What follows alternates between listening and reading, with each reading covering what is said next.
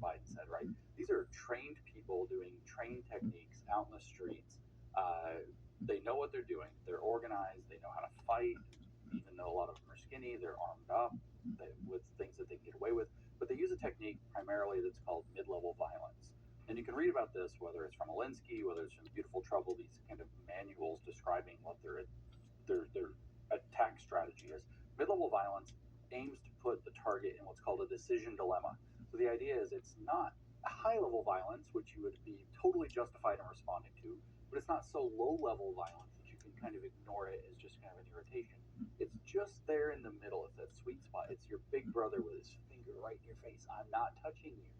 And if you respond, they're set up, they're trained to provoke you to make a response so that you will get caught on camera looking bad, or that you will end up doing something violent enough to where you get arrested, and now you've got this kind of like whole criminal rap sheet, or you end up getting this mystique, like the Proud Boys got a whole mystique for standing up to Antifa, and they became this, not just a boogeyman, because they're their own kind of problem organization too, but they became this foil that gave the left a weapon to say, we have to do more radical stuff. We have to clamp down because of these bad actors on the right who have been provoked into responding to Antifa on Antifa's terms.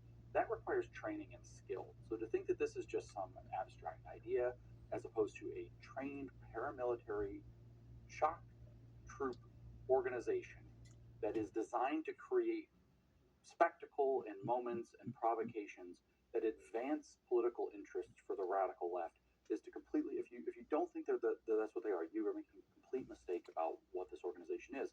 But since they are engaging in acts of disruption, public nuisance, and so on, and even violence in many cases, in the name of a political agenda, that people are terrified to show up and do things, that Antifa might show up and protest them, they're engaging in terrorism. And when you start to see this kind of escalation, especially around their kind of intersection with the trans ideology and that movement that's dipped into explicit calls for violence, for training with, firearms and other weaponry, and to take direct action, which is a communist term for street violence, you have to start to realize that President Trump is on firm ground to have designated this very old organization, going back to the 1930s at least, a terrorist organization that operates just below the threshold to where most people would understand that that's what they are. And I think that speaks to the difficult nature of this topic. It takes an intellectual discussion to unpack it, just to understand it. Meantime, it's being cloaked in different ways. The term agent provocateur, right? Talk to us about how this is directly related to Marxism, communism, socialism, etc. Well, the Marxists realized primarily, and you can read this, both in Marx's response, but then later, especially Lenin's response to the Paris Commune, which was in the early 1870s. You had an actual communist revolution take place in Paris. They set up a commune. It eventually falls apart. Marx was thrilled that it almost worked. He wrote The Civil War in France to describe how it's clear that Marxism can work. And he starts describing how there are elements that have been missing to this kind of, before that, very evangelistic. I mean, they did their provocations and so on too, and work, but it was very evangelistic. Let's go to the workers. Let's get them ratcheted up. Let's get them to do, movements. Let's get them protesting and so on. And then Marx was like, oh, we need terrorism. we need these kind of shock troop activities.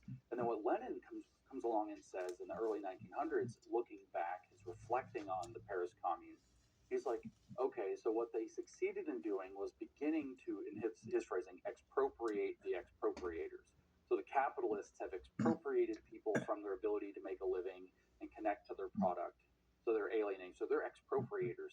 So the communists are going to come along and expropriate the expropriators. They're going to take the capitalists and the landlords in particular, who've expropriated people from their land, and throw them out. And Lenin, reflecting on this, says, well, there's a lesson here. Looking at the Paris Commune, is that they started to do this, but they didn't finish the job. They didn't, frankly, actually, it's quite explicit. They didn't kill enough people. And he says the Bolsheviks will never make this mistake. Our party will not make this mistake. We will finish the job. We will expropriate the expropriators. We will kill enough people. We will engage in revolutionary terrorism to advance our cause. And so what happens is they don't use revolutionary terrorism all the time once they've had power. They use it primarily before they have power. Terrorism can be used if they need to achieve a particular political agenda. They call it a terror in order to scare the people or get whatever after they have power. But primarily beforehand, what they need is instability. They need destabilization. They need a overreaction from the mainstream society that they can paint these people as radical counter-revolutionaries.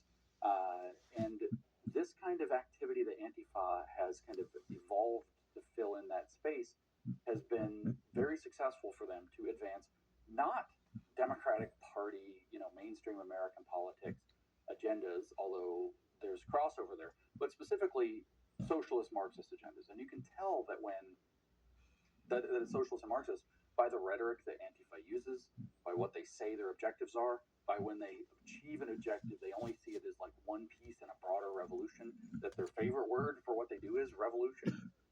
It's all very visible. So they are operating as the way the Marxists see this is that the revolution is perpetual, but it proceeds in stages. So the early stages of the revolution, they have very little power. They can get away with very little. So you have this group that comes up to right below the line and acts at the level where they can create the reaction and so on that moves the ball to gets them more power. And it's all in line with what you see with Marx and Lenin and the communists in the late 19th and early 20th century, analyzing what went right and what went wrong in the Paris Commune, which was an act of revolutionary terror for them to take over. James, these seem to be the means or the tactics. What is their end game? Well, the end game is the revolution, which is again perpetual. What I would tell you is it's like asking what is the end game of the CCP when Mao had power. Well, the end game obviously was to install and maintain the power of the CCP with Mao Zedong in charge of it. So we're talking, let's go back even to like the 1930s. Before he takes power, 49 he gets power, loses it sort of halfway in 62 after the Great Famine that came with the Great Leap Forward, and then he reestablishes it in the Cultural Revolution, 66, dies in 76. So that's Mao's short history of Mao Zedong's power. Even back into the 30s and early 40s, he especially talks in the 50s, he's talking about, well, back in 1942 is when we really started to consolidate power. And that's what the game is how do we consolidate power for leftist politics? How do we continue to figure out what's the thing that's going to move the revolution forward? So the phase of the revolution at first is to consolidate power within the party, and then it's to expand the power of the party. Then it's to do a literal coup or literal revolution to seize control of society. And then it's going to be this game of, they call it the next phases of the revolution, building socialism. But at that point, they use completely different tactics, and Mao was very clear about that. So the end game is to install a revolutionary government, a Marxist government that will be governed under these kinds of principles, at which point Antifa might become something like the secret police and shift into a separate role. I mean, you take us beyond the buzzwords. You're a fascist, you're a socialist, you're a communist. This discourse, the new discourse, yeah, it's really critical for people to understand. To those who may argue that Antifa is just an umbrella term for anti-fascism, not necessarily a structured group as they've claimed, what would you say to those folks? I mean, it's delusional. First of all, just look at the fruits. Does it look like that's what they're doing? No, not at all. Are they engaging in basic principled argument? Are they engaging in legal stuff? No, they're engaging in often violent street tactics and things that they openly call for themselves direct action in support of Marxist aims. Very clearly, they need to, what people in this situation who aren't clear on this need to understand, though, is we have confessions about this.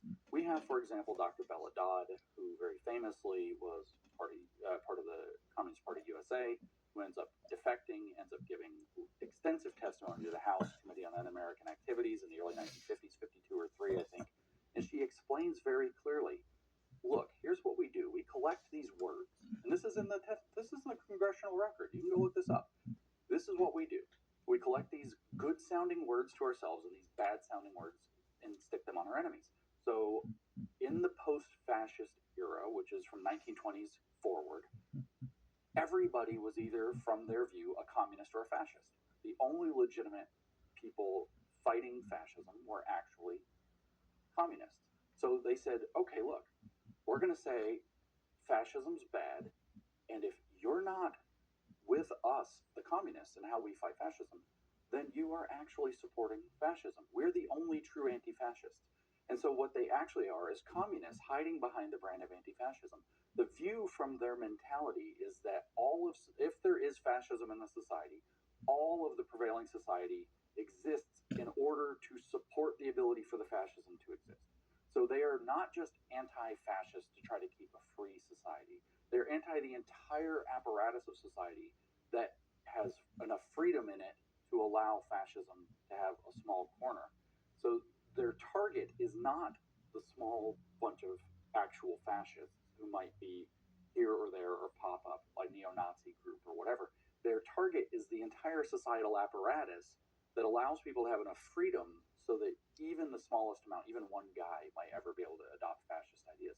So their target is very different. So you can tell that it's a lie, that it's this umbrella term to be against a bad ideology, because what they're actually against is an entire society that has enough freedom where any one person even could think the wrong ideology. And correct me if I'm wrong, when you really dig deep, fascism and communism were actually incubating in the same circles. And there's a lot of carryover, and one might say very similar ideologies, just the way they're implemented are slightly different.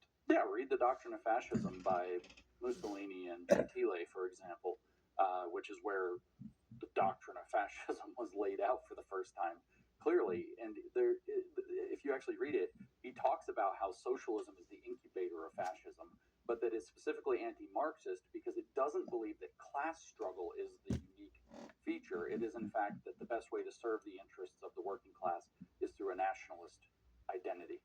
But Mussolini and Gentile, they explicitly say, I think it's hilarious to read some of these documents because it's like there are certain words in 2025 that are bad words, and we all know they're bad words, like totalitarianism, but they didn't know in 1920 that they were bad words because they were new. So, like, in every sense of the word, the fascist state is totalitarian. They're just really proud of it.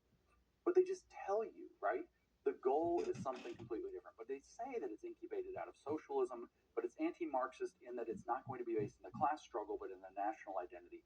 Hitler did the same thing, borrowed somewhat from Mussolini, heavily from other sources, but his idea was that the national identity is located in a racial identity, the racial folk, as they had it in Germany, and that racial identity is what really matters. So we're going to take care of all Germans, but German was a racial marker, and these internationalist, Marxist, Bolshevik Jews for him are the contaminant. That's the problem. So we're going to get rid of all of that. So you got seize the means of production. That's economic production for the communists. You got seize the means of racial production for the Nazis, and you've got seize the means of national production for Mussolini.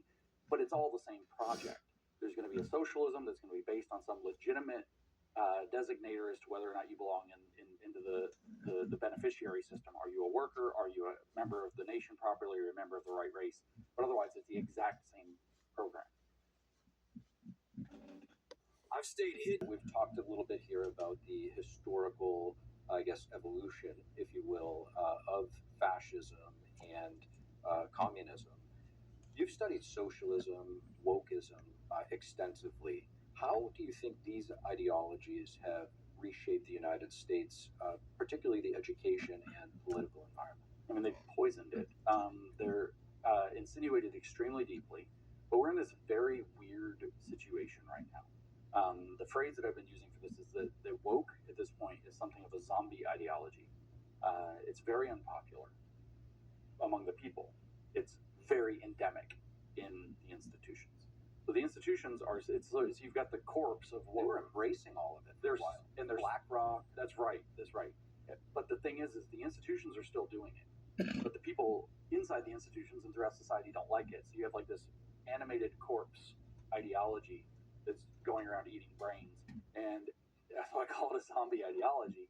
But the thing is it's very weird because woke actually runs deeper than just this race politics or sexual politics or even class politics. It's actually a disposition on how you see the the world. Marx was very clear about this in his economic philosophic manuscripts, that what Marx, what we would call being woke now, he calls it supersession of the individual, which is class identity, is the retraction of alienation into the self. So you have a sense of alienation based on who or what you are, class identity. I mean, Zoran Mandami here in New York just spoke about that in his victory speech. He's like, here's all these people, the Muslims and the trans, and he mentioned all these people, but the worker, who are not able to succeed in this society that's crooked. So you've all been alienated from your society. Now you retract to be woke. You retract your alienation into yourself, and when you've retracted your alienation into yourself, and you wake up and realize, it's that group, the billionaires, the bourgeoisie, the whites, the whatever, that are alienating us, and we as a class can band together against that powerful interest group and defeat them from this this bottom up mentality.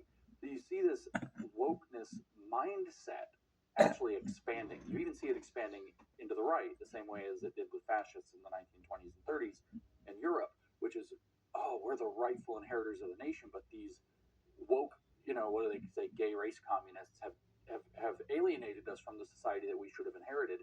So now we're going to have this kind of woke ethnic nationalism, and we're going to reassert what a heritage American is. So what you're actually seeing is the expansion of the mindset, the contraction of the specific manifestations of it, and then the institutional, just kind of sclerotic, bureaucratic monster that's years behind what is actually happening on the ground. So it's a big mess, but it's, I think, actually not a good sign. I think that America is going to become more woke in its mindset, although what that means for trans ideology specifically, or Black Lives Matter, is really unclear. I don't actually think those things are going to have much of a resurrection, but it doesn't matter, because the issue is never the issue. The issue is always the revolution, and the dialectic is going to progress in different chapters and different domains and different identity groups and factions, with the same exact underlying concept, which is, I'm alienated, so we are alienated, so we need to band together and see the expropriator class as enemy and destroy them. James, I've spoken with a variety of folks from different spectrums of on the political spectrum. Some moderate Democrats, not far left folks, just moderate center left. When they hear woke, they're like, what's wrong? What's with you Republicans calling everything woke? What's wrong with woke? How would you unpack that term in a different way? But the fact is that I like to unpack it in terms of, like, what do these terms actually mean? What woke actually means is that you've adopted critical theory as your approach to understanding the issues of the world. What does that mean? It means, what is critical theory? Exactly. You have to get into what is critical theory. Well, the guy who wrote critical theory in the first place, Max Horkheimer, member of the Frankfurt School, which was called the Institute for Social Research, which was originally called the Institute for Marxism, but they thought it was a little too on the nose, changed the title. The Frankfurt School guy, he was director of the Frankfurt School, writes critical and traditional theory in 1937, explains what the critical theory is, and he articulates that the idea is, it's the inability to express the ideal society on the terms of the existing society. However, it reserves the ability to criticize those elements of our society that are not ideal. And so there's this intrinsic idealism. Like, there's a perfect society out there. We see this with every election, right? You have this guy, what is it, South Park said, like a turd sandwich and whatever, right? You have these two candidates, neither one of them's ideal. Nobody's happy with your two choices all the way, except for like a handful of hardcores on their bases, right? So you have these two non-perfect candidates, and what happens is you always have a group of people that start comparing them to the perfect third candidate that doesn't exist, right? As if like Jesus came and ran himself or something. There's always this, well, I'm not going to vote for the Democrat because X, Y, Z, but the Republican guy said this bad thing and he's terrible. I can't vote for him either. I have my principles to maintain, right? And so you always have this ideal character. So if your vision of society is that there's some ideal, especially if you don't know what that ideal looks like. What was the critical race theory vision for society? Well, it's anti-racist. Well, what does that look like? Kind of like what we have, but with no racism. Like, they don't have a vision for what this actually looks like. But what it allows them to do is to say, I can find things that are racist and call them all out all the time, or I can criticize them or do a critical theory of race and racism in society. then you're in this woke mindset. And what's wrong with it is it's intrinsically critical. It doesn't build, it doesn't have a positive vision, it doesn't acknowledge trade offs. It has this concept of a perfected world that it can't even articulate. And what it exists to do is complain about the existing world, that it's not that thing, which they can't even describe. It's only done in the negative. So it has nothing but criticism, criticism, criticism, criticism, done in the means of taking power. But what do you have when you have somebody who doesn't recognize trade-offs, doesn't recognize contingency, doesn't believe in compromise, only sees the problems with society as how it's not working, that gets into power? You have a downward spiral real fast, right? So the problem with woke is that it is idealistic, usually in the negative. It's not realistic. It doesn't recognize that there are often not solutions to problems, but merely trade-offs of, well, we're going to get cleaner water, but it's going to cost more energy. There's always these kinds of trade-offs in reality. So it's pie in the sky in a very negative and critical way for the desire to take power for people who don't know how to do anything. I think if we tether the word, critical theory to woke or vice versa, it'll help, understand exactly what's going on. The term gender ideology, the gender wars, typically gets lumped in with woke on one side or the other. You've written extensively about this. You wrote the book, The Queering of the American Child. Very interesting title. Unpack the gender ideology that we're seeing, and is this under the same banner of critical theory / woke? Queer theory, which is what the book is ultimately about, is what's called a critical constructivist view of sex and sexuality. So critical means critical theory, constructivist means postmodern constructive theory. The world is constructed by our imaginations, that what we perceive precedes what actually is, instead of the other way around. So we create the world in our minds, and so when we all have consensus about what we believe we see, that's what's really there. It's really an upside down ideology, but the critical theory part is woven directly in. They're explicit about the fact that it's woven directly in. Joe Kinchelow is a guy, he's an educator that wrote the book on this subject called Critical Constructivism, and expresses it exactly. And you can see it written all the way through queer theory. So this is unambiguous that it's a critical theory of sex and sexuality. I try to stay out of the word gender, but that's a little abstract and difficult. A better way to see the Marxist foundations of it is that it's a recreation of Marxist theory that doesn't use economics as the primary thing. So like, some people are rich, some people are poor. That's economics. We understand that. Some people have productive factories and some people are workers. We understand the economic material thing. Well, the queer theory works this way. There are certain people in society who, for arbitrary reasons, just said, we're the normal ones. We're not perverts. We're not weirdos. We're not freaks. We could get it degenerates or whatever other words you want to use. They use all of them. We're not queer is the word they adopted in the early 1990s to describe themselves. So there's the normal, who've decided for themselves that they're normal, and everybody who likes more perverted things is a degenerate, freak, weirdo, pervert, whatever. And they're excluded from the full participation of society. In other words, they're alienated from the full participation of society. Therefore, what are they supposed to do? They're supposed to realize that they are made queer by the process of certain people deciding they're normal and asserting normalcy or normativity upon society. We expect you not to dress in fetish wear and parade around in front of children. It doesn't matter if you're we just don't want you doing this. It's not normal to do that, right? So they say, okay, those people have set the terms of normal. They declare themselves normal, and they exclude people from full participation, what's actually called sexual citizenship now, by virtue of the fact that they declare themselves normal. And so what are you supposed to do? Well, we're going to adopt this perversity as our identity. We're going to retract our sense of alienation into ourselves as a solidarity group. How do you know it's a solidarity group? LGBTQ plus. That every one of those letters represents something different that they've cobbled together, even though a lot of them are incompatible with one another. So they've cobbled together a solidarity group that says we're going to identify ourselves as queer in open defiance of the standards of normalcy and the people who've declared what normalcy is. So what they've done is created a Marxist theory of normal.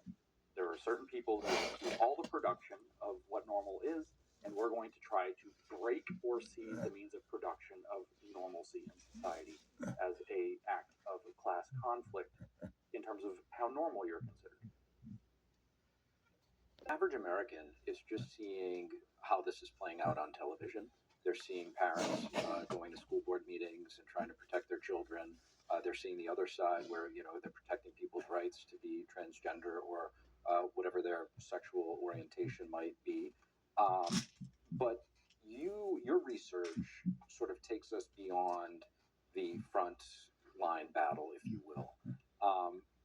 There's a lot of authors and names and scholars that you have mentioned in our sit down so far.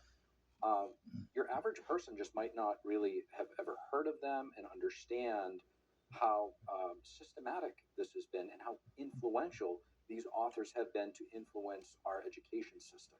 Talk to us about that. I mean, that's absolutely true. Like, my operating assumption is, like, let's just do an analogy, actually. My operating assumption is that people need to understand there's something under the hood.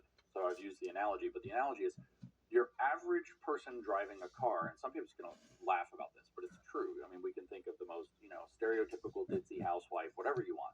Gets in the car, what do? You put the key in, you don't anymore, you don't have a key, you just push the button, right? And it starts, and you drive, right? They don't have any direct interaction with the engine. It might make a weird noise, they don't know what it is, it doesn't matter. They don't have any direct interaction. The thing is your experience of driving a car, unless you know something about cars, is that you have steering wheel, you have a gas pedal, you have a brake pedal, you have a couple other instruments you might use, and you get on the road and you pay attention to where the other cars are and you try to get from A to B safely. If you can, maybe as fast as you can or whatever, too, given safety parameters and the laws. That's your average driving experience, right? So that's like your average American that's seeing this play out in the news or seeing this play out in their kids' school. But what I'm saying is the reason the car works is because there's an engine. And that engine is all this philosophy.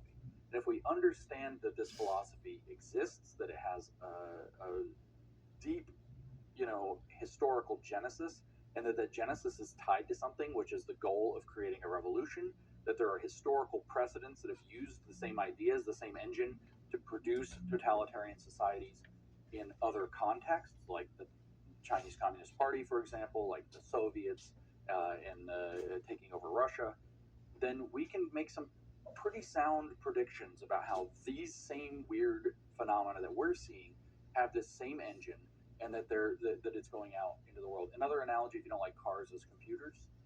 Your computer, when you get on it, you do your email, you check your social media, you maybe write a quick document up in your word processor or whatever it is.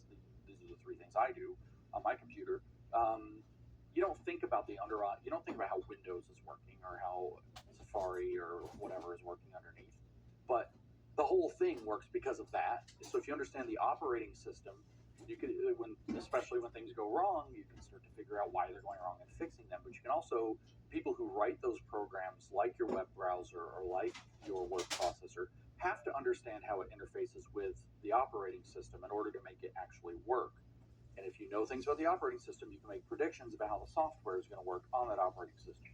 So the philosophy I'm talking about is the operating system. And my goal is to inform more Americans about this thing being an operating system or an engine for a car, so that they don't run around mystified saying, oh, it's just a bunch of crazy people. It's not. It's a bunch of strategic people, which is much scarier. James, the Southern Poverty Law Center calls a lot of what we're talking about right now, what you're unpacking, which is cultural Marxism, a right-wing conspiracy theory. Given your history with them, They call me General Hate. General Hate. Yeah. Okay, well, what's your take on their assessment?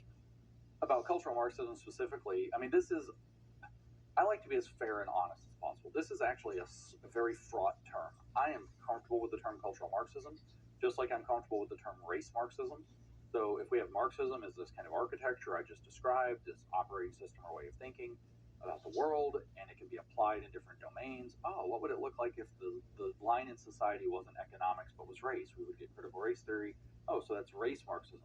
But what if it was the cultural milieu overall? Like how does Western culture exist? How does it produce itself?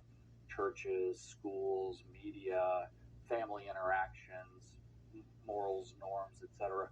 Well, if you were to do an analysis of the cultural producing institutions and say certain people set themselves up as the arbiters of what the right culture is, and they control all the institutions to keep everybody else out, alienated, different ways of thinking will be excluded, we're not going to have other ways of knowing, then what you are dealing with in the cultural domain is a Marxist theory of the cultural domain, which you could call cultural Marxism. The problem is that the fascists actually used the term cultural Marxism to create a conspiracy theory that Jews were trying to use these tactics to control all of society. That the Frankfurt School in particular was doing a cultural Marxism, which they were, a Marxism theory or operating system applied through cultural producing institutions instead of economic producing institutions. But it got tied to, oh, you're saying the Jews control everything. So this is the actual history of why they say this is a conspiracy theory. There is a safer term that is more historically accurate, that is less well known. So you end up in this weird situation again and again. There's a better term, and then there's a term everybody already knows. You tend to have to use the term people already know so they can understand what you're talking about. You don't have to rebuild the wheel from the ground up. But then the more accurate term is Western Marxism. What we call the cultural Marxist tradition, whether it's Antonio Gramsci and George Lukács in the 1910s and 20s, whether it's the Frankfurt School from the 30s through the 60s, whether it's this woke stuff from, I guess, roughly the 70s. It didn't call itself that until the 2010s, but to the present day, this is all in the cultural domain, doing Marxist theory of cultural issues rather than class issues, rather than economics. If we were to actually name that accurately, we would say it's a long tradition of Western Marxism. None of this is going to work on capitalist systems. People like capitalism. Even the Frankfurt School guy said, Marx was wrong. He thought, Max Horkheimer said this, the guy who named critical theory. He said Marx was wrong about something. He said that capitalism will immiserate the worker because it doesn't immiserate the worker. It lets them build a better life. That was his exact phrasing. It lets them build a better life. Herbert Marcuse, one of his associates in the Frankfurt School, says, in fact, it's a really good life, but it's not ideal. It's not an ideal life. So they precludes them from being able to think of something better because you have a good life. You have satisfaction, you have hobbies, you have all your needs met, you enjoy your life. So you're not thinking, oh my God, we could have a socialist utopia. So the Western tradition evolved to deal with the successful capitalist situation to undermine the cultural producing institutions, religion, family, education, media, law, medicine, further down the track, in a completely different vein. And that's what we're actually talking about. So when the Southern Poverty Law Center says, cultural Marxism is just a conspiracy theory, James and the people who talk about it, all these conservatives who talk about cultural Marxism are talking about an anti-Semitic conspiracy theory, what they're doing is they're trading off of a true fact that's irrelevant, completely irrelevant to the point that's being made, in order to obscure this long history of Western Marxism that works on cultural producing institutions and Western free enterprise societies, which is undeniably a thing and has been undeniably a thing. Thousands of pages, millions of pages of literature have been written in service to this from the Frankfurt School, from universities, from gender studies, from critical race theory, you name it. The program is there, but they don't want people knowing that because they don't want to link it to the word Marxism. So they have this useful thing that the fascists called this cultural Marxism, and that they can say, so that was a fascist thing, so we're anti-fascist. So anybody who talks about cultural Marxism is just evoking these anti-Jewish tropes. Where, like, I used to get asked, James, these noticers, they call them, they notice that the Jews are behind everything. They say, James, what religion were all the people in the Frankfurt School? And I was like, communist? And they're like, James, what religion were all the Bolsheviks? I'm like, communist? Like, I don't, like, they want me to say Jews, obviously, but the answer is communist. The Southern Poverty Law Center is trading off of that the kind of mythology there, using a historical fact as the wedge tool to distract from the fact that a unique form of Marxist insurgency has been developing and deployed on Western free enterprise-based countries to get around the fact that economics isn't going to work because it allows people to build a better life. Our viewers are obviously being treated right now to a remarkable stream of consciousness coming from you in terms of unpacking all of these complex, really dark ideologies. And they're probably saying, how does this guy know what he's talking about. Where did he get his information? I actually remember thinking the first time I saw you speak, thinking, I know a lot about communism. What is this guy going to say? And then afterwards, I was just so blown away. And I asked you, I said, James, where, how do you come to your understanding? You say, I read Marx, I read Mao. I got asked today at lunch. I was at lunch today. It was a very, very smart woman, and she's talking to me, and she's like, "Have you read this book? Have you read this book? Have you read this book?" And I'm like, "No, no, no." I always feel a little bit like an idiot because it's like, no, I haven't read basically anything published in the last 20 years. I read Marx. I read Horkheimer. I read Marcuse. I read Hitler now a lot. I read Mussolini and Gentile. Like I said, I read Carl Schmitt. I read the actual philosophers themselves, and I happily, I don't want to be wrong, I happily invite people to read them and come debate with me a different understanding if they come to it. But what I find is that I read these things, I give my interpretation of them. People then say, maybe James is crazy. Maybe he's just like making it up. And they go read these things very rarely for themselves, and they come back. Most people don't go read these hard things. And they're like, I read it for myself for the first time. You kind of opened the door for me to be able to read it. And I wanted to see if your analysis was right. I just got this the other day, too. And I was blown away. Like, you represented it absolutely truthfully to the best of your ability to understand it. Not that I never make mistakes, but my secret power has been I read these people and I believe what they write. I don't try to like transform their words into something that's not there. If they say they want a revolution, I take them at their word. They mean it. They want a revolution. If Hitler says that the primary purpose of the state is to purify the race in order to advance the society and humanity, as he does in the second chapter of the second volume of Mein Kampf, I think that's what he really means. I don't think he put a code that means something else like raising puppies. I think he means what he said. And so I read these people, I believe them. Some of it requires understanding that they use their words in specialist ways. Like a lot of people know the word diversity. Well, there's a word for diversity in Russian that I mispronounce consistently, but I'll pretend I can do it. It's raznoobratsia. Lenin